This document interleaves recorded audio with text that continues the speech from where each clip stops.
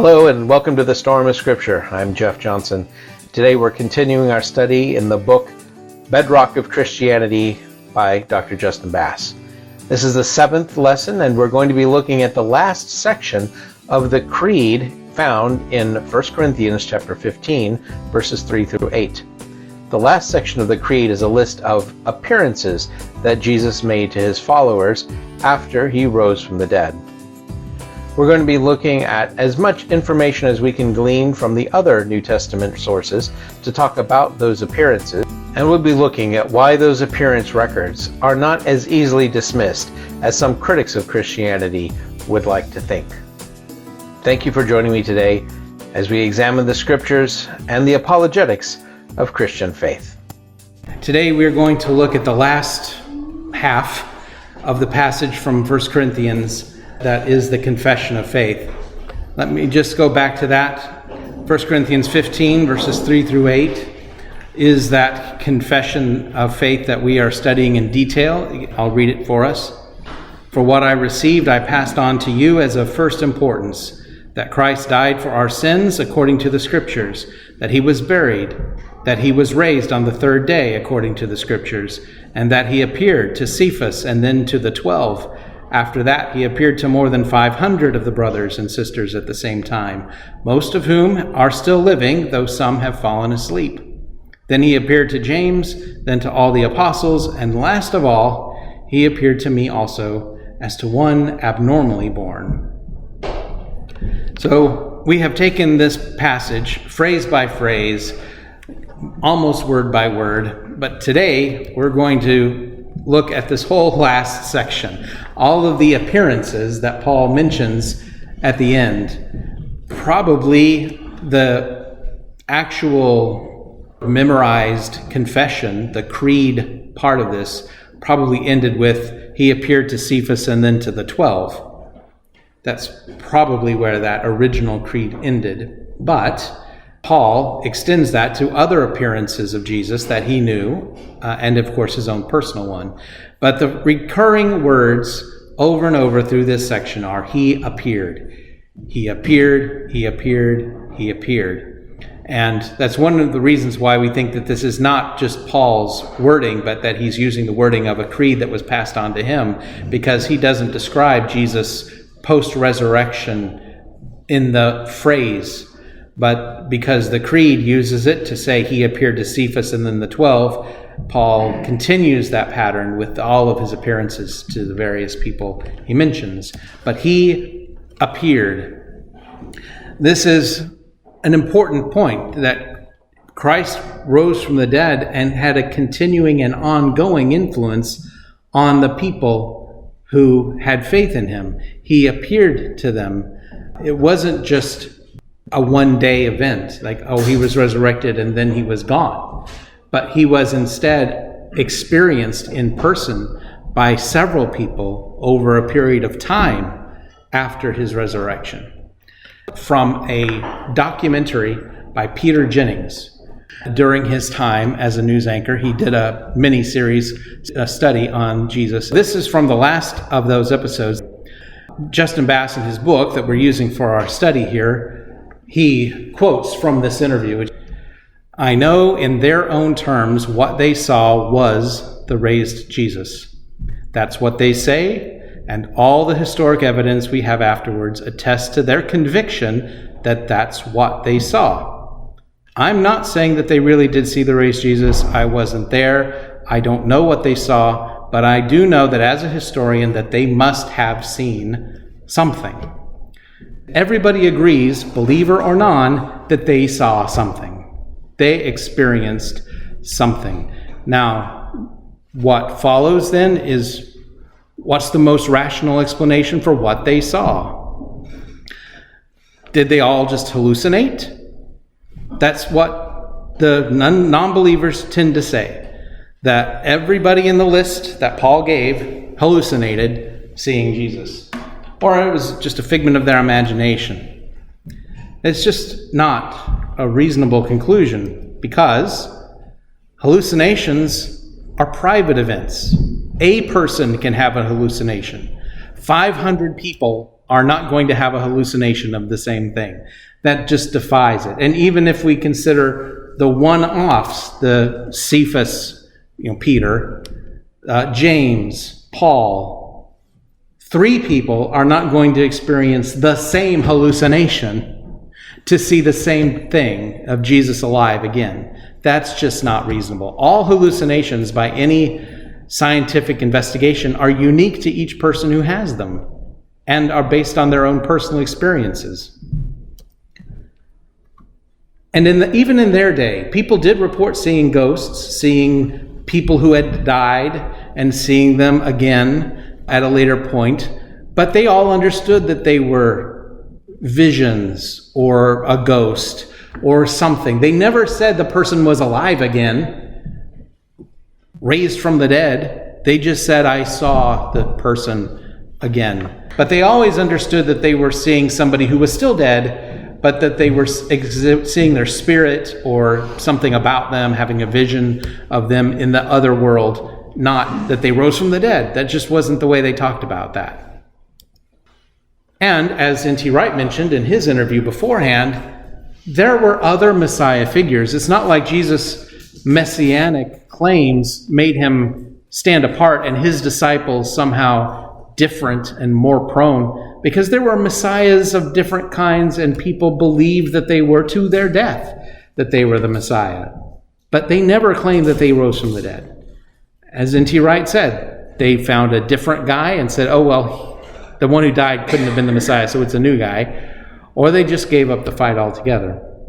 Jesus' followers are the only followers who claimed that their leader rose from the dead physically and was still alive, literally, after his crucifixion. And finally, Paul is that standout figure.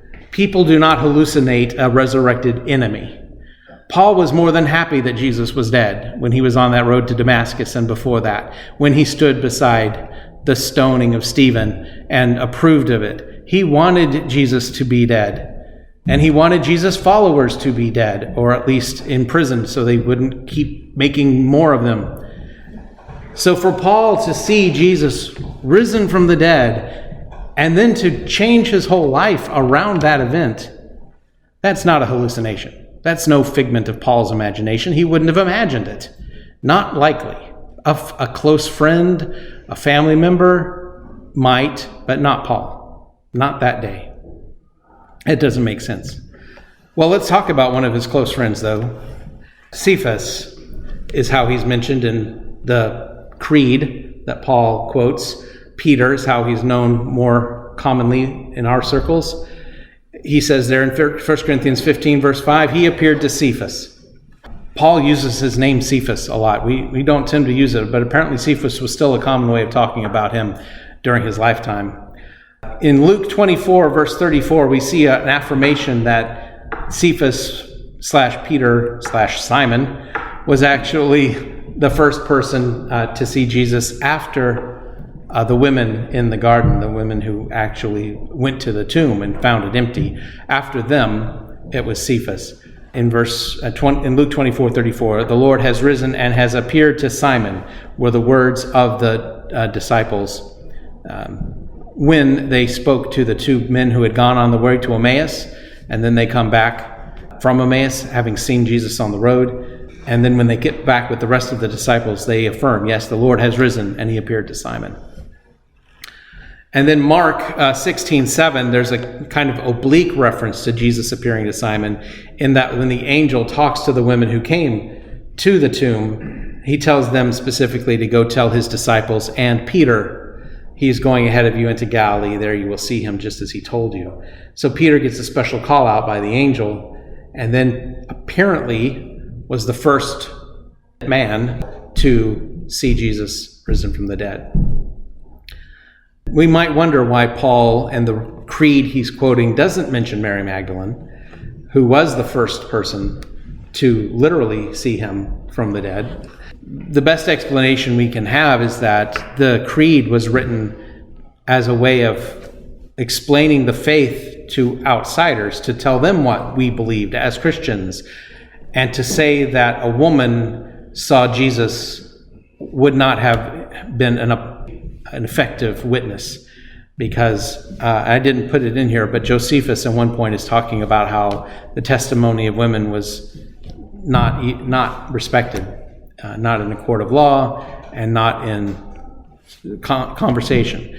So if they were putting together a creed to use as a statement of faith for others to hear, that might be why Peter gets a mention and Mary does not.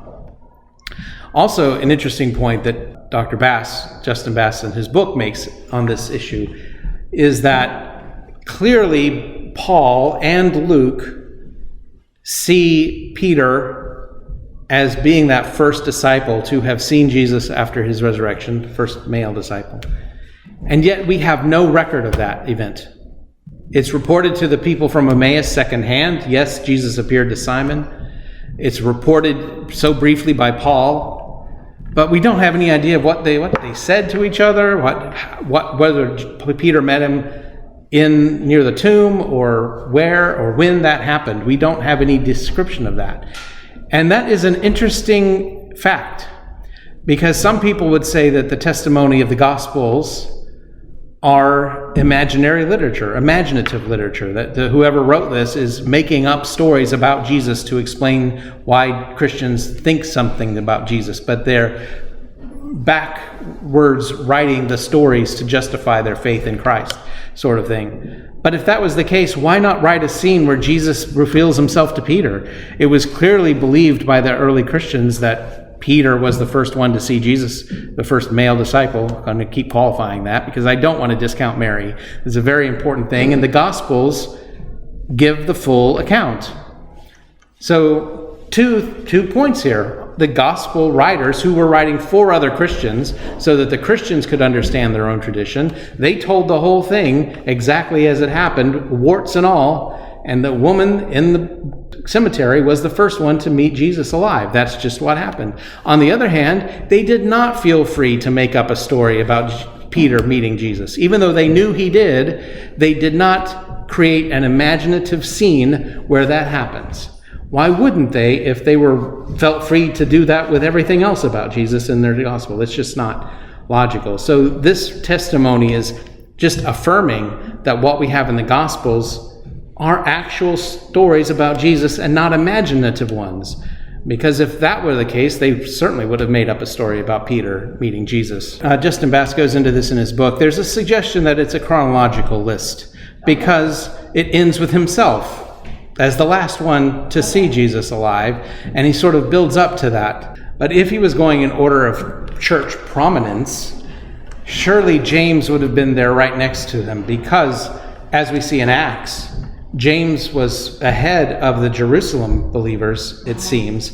He chaired their meeting when they were discussing what they were going to tell the Gentiles that Paul had been converting.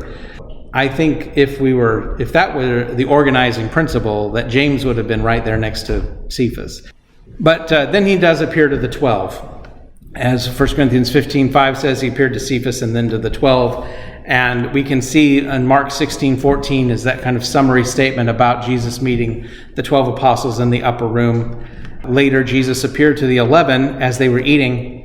He rebuked them for their lack of faith and their stubborn refusal to believe those who had seen him after he had risen. That is an indirect reference to Mary. But of course, Mark's gospel talks about Mary before that.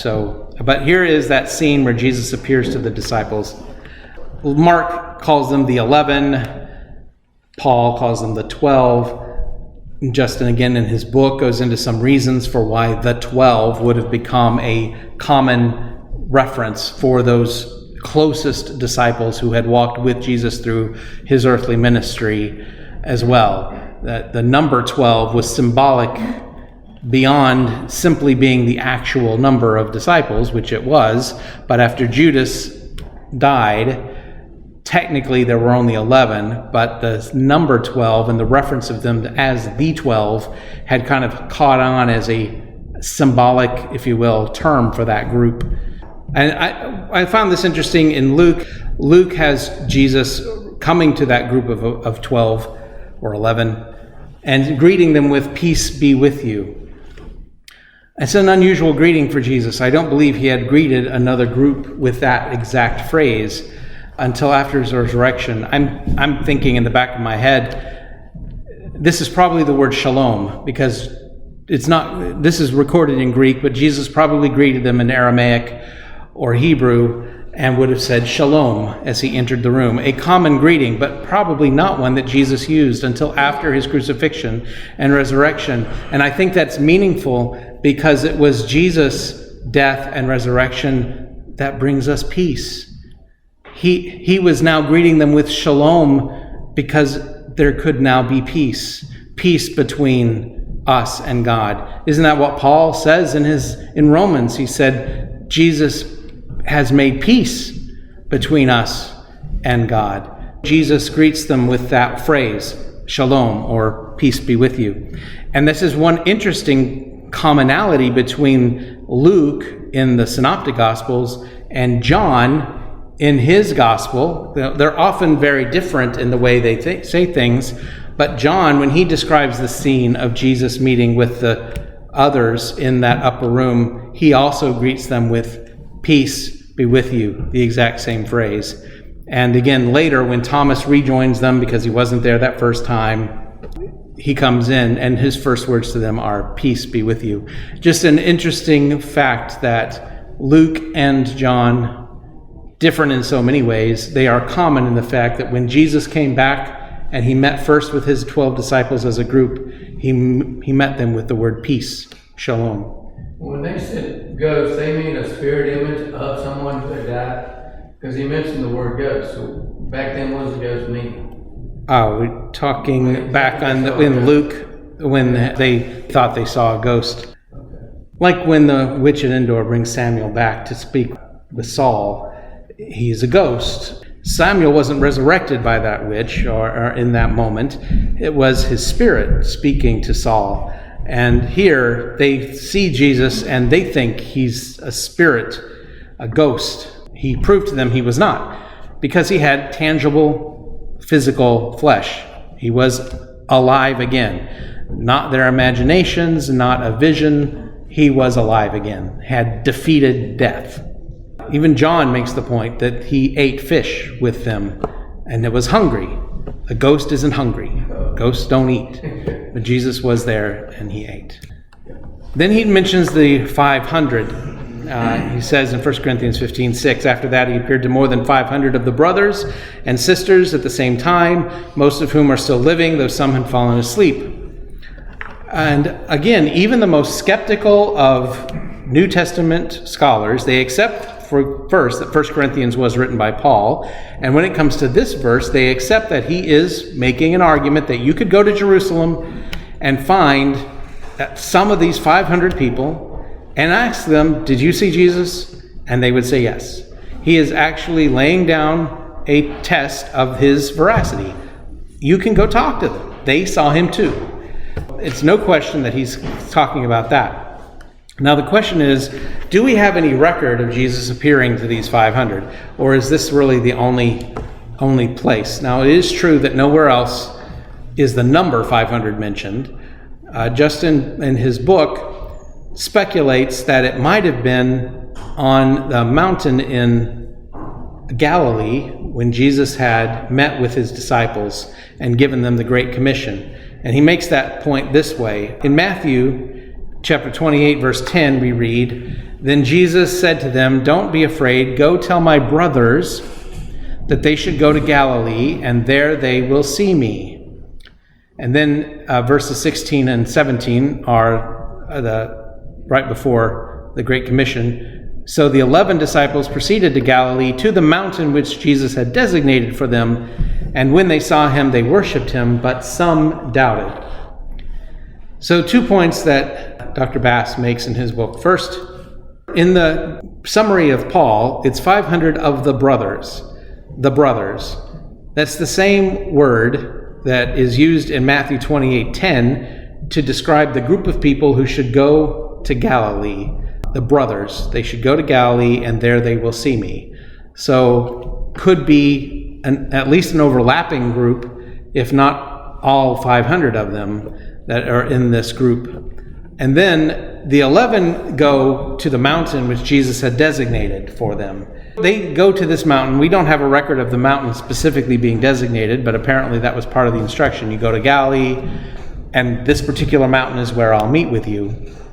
And so they went to that particular mountain, and they worshipped him, but some doubted. It would seem odd for the 11 that are specifically called out here to doubt. They had just met Jesus personally in the upper room. He had already appeared to them, had already showed himself physically resurrected. So why would any of the 11 doubt what they were seeing? But a much larger group of 500, say, going up on the mountain, might be comprised of some people who couldn't believe what was going on, maybe weren't in that room with Jesus personally, and were there because they had been told to show up, but this was just overwhelming experience and doubted that they could even be having it.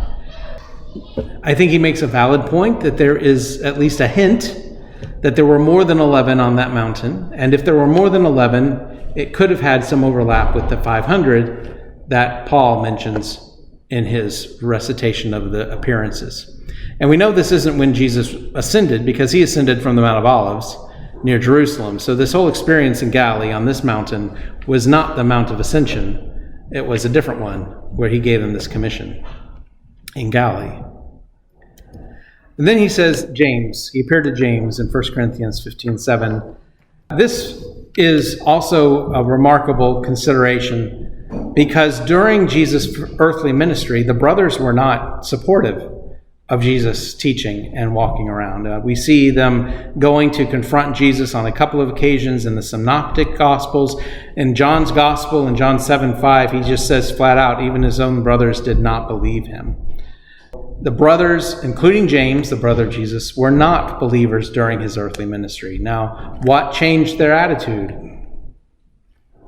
Perhaps by seeing him and experiencing him, because when next we see James in Galatians, when Paul writes Galatians chapter 1, 18 and 19, he says, after 3 years I went up to Jerusalem to get acquainted with Cephas and stayed with him 15 days. I saw none of the other apostles, only James, the Lord's brother.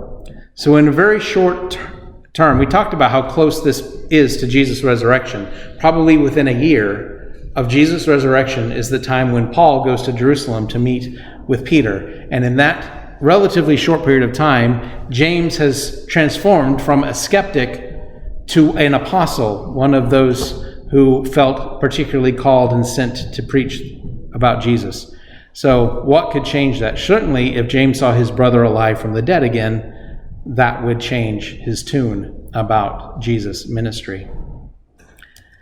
Then he says, all the apostles, he appeared to all the apostles at the end of 1 Corinthians 15:7. So who are all the apostles? Because he's already mentioned Cephas, and we know that during that time he met with the 12. He's already said he met with the 12. So if he mentions the 12, then who are the apostles? Well, again, there seems to be a definition of apostle that is a little more restrictive than the common use of the word. The Greek word just means somebody who's sent with a message.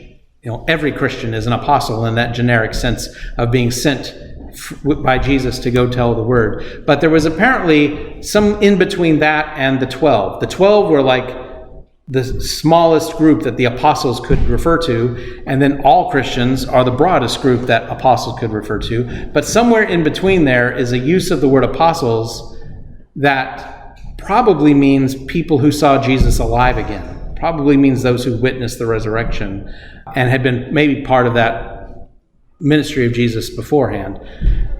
In Acts chapter 1, 21 and 22, where they're discussing the need to replace Judas, Peter says, therefore it is necessary to choose one of the men who have been with us the whole time the Lord Jesus was living among us, beginning from John's baptism to the time when Jesus was taken up from us, for one of these must become a witness to us to the resurrection. When we're talking about the Ascension Mount, there outside near Bethany, on the Mount of Olives, we read this. When he had led them out to the vicinity of Bethany, he lifted up his hands and blessed them. While he was blessing them, he left them and was taken up into heaven. Then they worshipped him and returned to Jerusalem with great joy, and they stayed continually in the temple praising God. So here's the group that witnessed the ascension in the temple, praising God, and staying in Jerusalem. Acts chapter 1, verse 15 seems to be referring to that same group of believers when it says, in those days Peter stood up among the believers, a group numbering about 120. It seems like Peter, with that group of 120, is the same group that went out to the mountain to see Jesus ascend and then went back to Jerusalem and was spending time together and worshiping in the temple. That is a group of about 120. That is probably who Paul is meaning when he says he appeared to all the apostles, was that group of people. Finally, he says he appeared to him in verse 8, 15:8. And last of all, he appeared to me also as to one abnormally born. Bart Ehrman says in his book, The Triumph of Christianity, we obviously don't know what Paul actually saw. How can we possibly know? He sounds a lot like that agnostic scholar from the interview with Peter Jennings. He says, what he fervently claimed was that he saw Jesus himself alive again. Believers would say that this is because Jesus actually appeared to him. Unbelievers would say he imagined it. Either way, it's crystal clear that he believed he did see Jesus, and this radically changed his thinking. There's just no question that he believed he saw Jesus. If he had even the inkling that what he experienced was a vision of something that was an imagination or hallucination, but even if we take Acts skeptically, as an unbeliever might, Paul himself gives the testimony that that event changed his life. And it changed it like this. Paul says in 2 Corinthians 11, 20-28, another Bedrock document. This is definitely Paul describing his own life. And he says, are they servants of Christ? I am out of my mind to talk like this, but I am more.